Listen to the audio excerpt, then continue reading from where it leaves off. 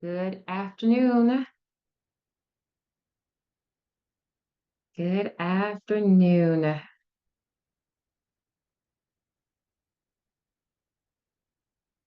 Just going to be on here for a quick minute and hopefully you all gain some nuggets from our conversation on today.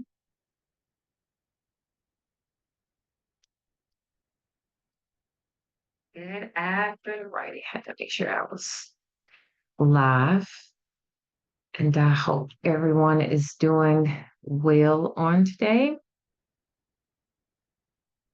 I'm going to share it in just a few spaces. Then we're going to get started.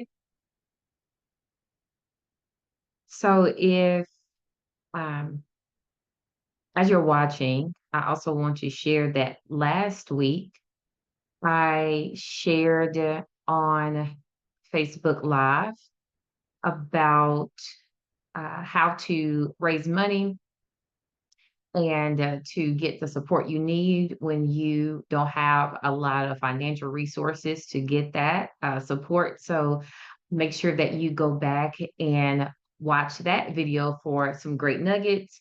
And this year, not this year, excuse me, this live, I want to just switch it up a little bit. In anticipation, there's a political debate tonight. There is a heavy season of public discourse.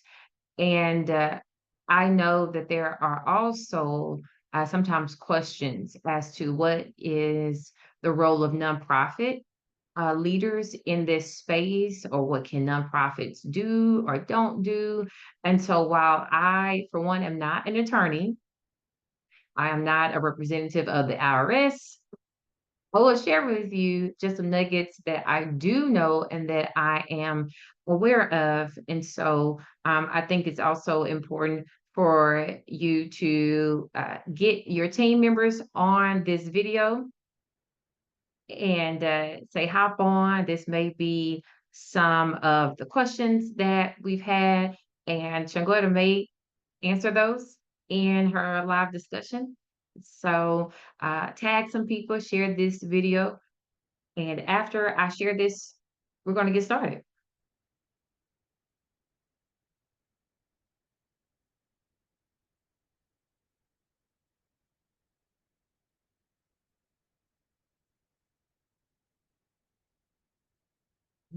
Righty. So let me put up my notes here.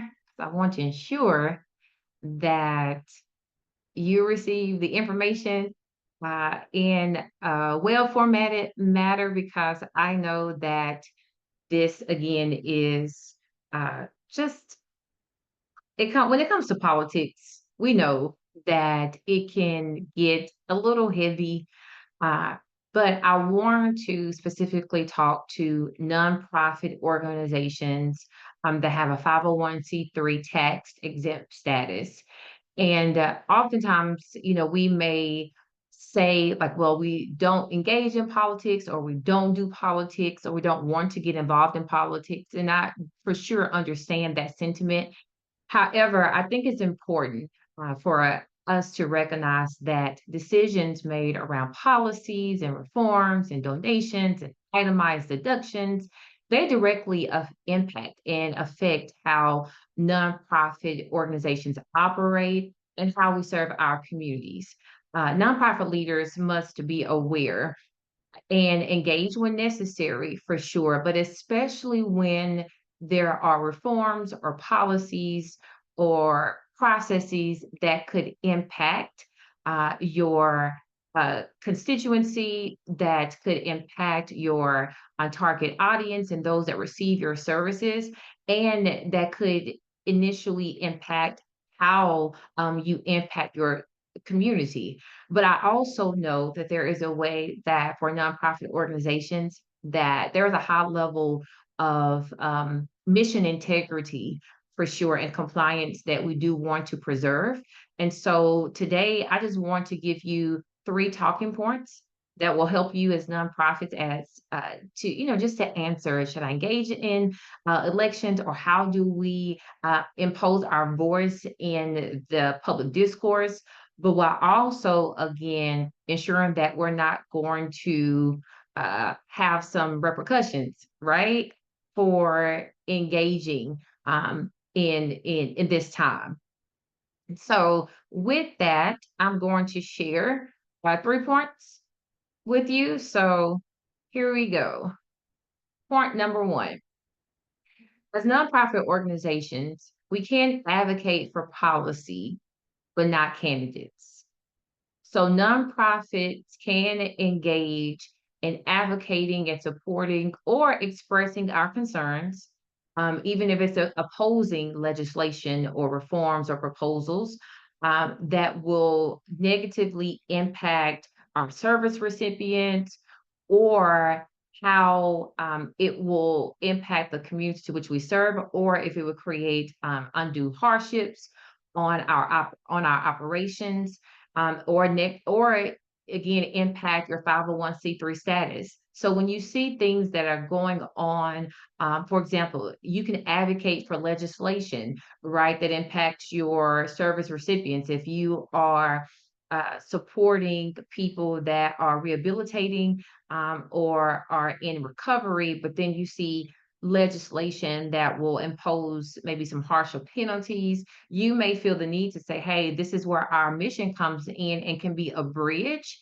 And so therefore it's important for you to lend your voice if you feel compelled that, that's exactly why your nonprofit was founded, to be that bridge and connecting point to reduce recidivism, to provide another way of escape, or to provide a helping hand to those that are in battling addiction and the behavior that comes from that. So, nonprofit organizations can advocate for policy, but not endorse or oppose candidates. You target the legislation, you target the reforms, you target the proposal, but we don't target the candidate. I hope that, is as plain as it gets. We target the reform, we target that action item, but we don't specifically say, hey, I oppose Senator, Joanna Watermelon, because of this bad bill, but we research the bill as to how that will impact the mission, how that will impact the service recipients, how that will impact the operations. And because it's not going to just impact your nonprofit, right? It's the collective voice of other organizations as well. So, point number one, we advocate for policy, not candidates. Point number two, we educate the public and policymakers. One thing about being a nonprofit organization, and you're writing for grant opportunities, and you're also sharing your mission and your story, but you have collective data. So not just from the practice and what you do, but also you're consistently, getting data and compiling information about those that you serve.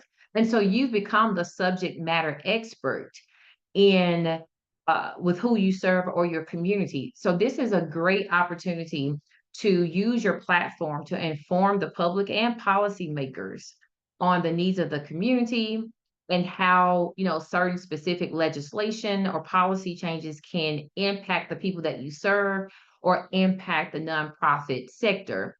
So this is a great time, even now, to host policy and educational events, or distributing information, with so much information being disseminated about candidates. But this is a great time to educate about the issues, about the certain policies or agenda items, again, that would impact your community, but also, which goes back to the compliance and preserving the integrity of your mission, and it doesn't compromise your mission or your level of involvement. Now, I know that we are living in a space and time to where we see a lot of that line being crossed daily. We see a lot of organizations not just pushing forward for policy, but they're also opposing or supporting candidates.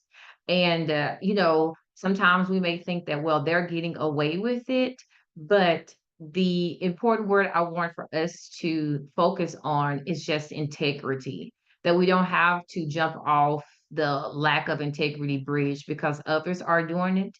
And so we ensure that we maintain that high level of saying, hey, we're going to be compliant. We're going to advocate and educate because that is our role. And in the long run, I know that it will fare well for nonprofit organizations for you to rest your head at night, knowing that you are doing your part as an organization while also maintaining the integrity and not compromising your tax exempt status. Alrighty, point number three, I will share is that we should participate in civic engagement for sure.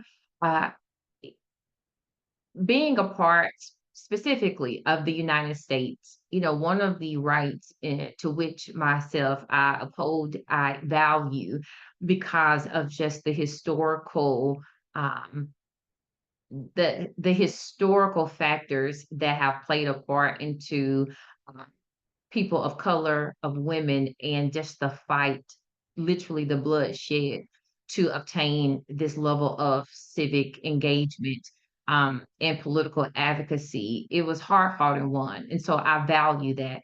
I think for every American that should be something of value um, as well. And so it's an encouragement that we share with our civic population on how to engage while we don't necessarily endorse and get involved in partisan politics. We can, though, propose how we get involved in civic participation, democratic values, and I'm talking about democracy, not a party, but that it's important for us to engage at a high level of just the involvement.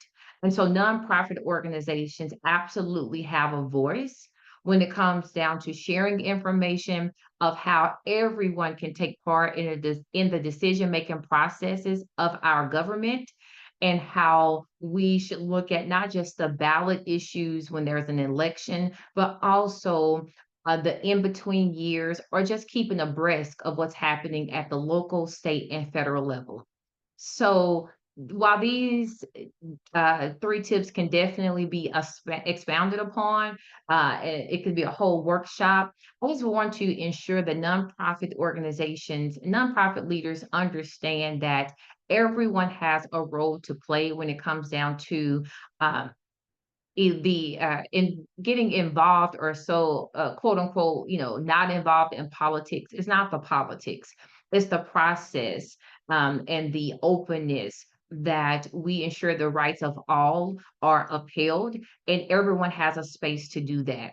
And so I'll just wrap up the three points that I've shared with you on today. That one, nonprofit organizations, we can engage in elections and public discourse, and while maintaining our IRS tax exempt status and ensuring the integrity of what we do, of our mission is not compromised. One, we can advocate for policy, not candidates.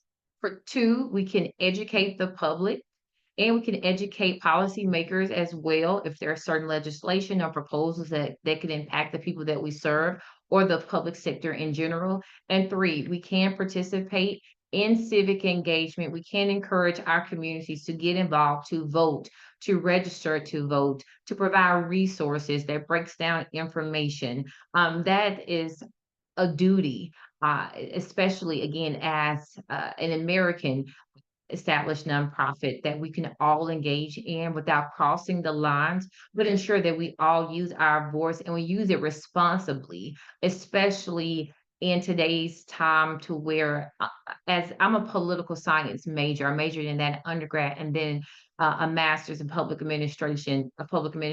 And sometimes it just hardens me how we have gotten to this place to where we've forgotten the values, to where party systems um, in their truest form can work, but we've allowed feelings to override facts, sound policy, diplomacy, courtesy, and kindness. And so I think we all need to be reminded that we have a place and how to do that well, because I do believe we're going to get past this wave. It's just an ugly tide that we're riding right now. But I do believe in the essence of government as a political science major. And so we need to keep that at the forefront. So I do hope that this video today has just encouraged you to use your voices wisely and well. And please share this with your team, share this with your peers, that we all have a voice in this process. All righty. Thank you so much for joining. And if you are watching this on YouTube, I did not introduce myself because right now I just shared my public pages. I'm Shanquetta Cunningham, CEO of Caris Group Consulting, where it's our mission to support nonprofits and in the role of leadership development, strategy consulting, and grant writing.